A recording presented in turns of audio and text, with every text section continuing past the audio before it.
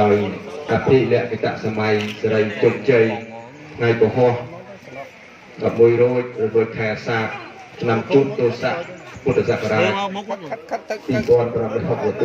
វថ្ងៃទី16ខែកក្កដា2020ធ្វើឲ្យអាបាសវែងញញឹមស្រស់បោះព្រំប្រៃពីទឹកប្រដី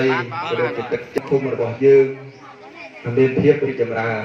សំស្របទាំងផ្លូវអាណាចក្រនិងពុទ្ធចក្រ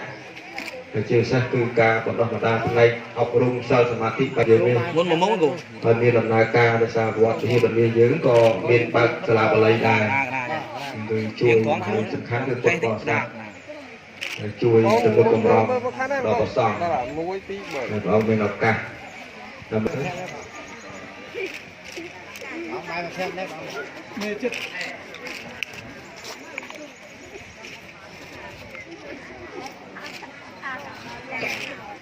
ពីពុទ្ធ2020 21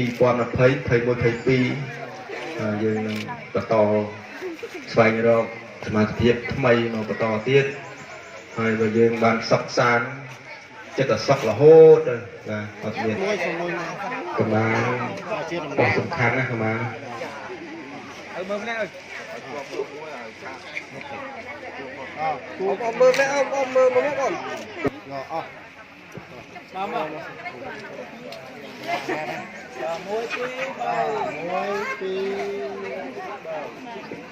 3មកទៀត1 2 3뭐야 너?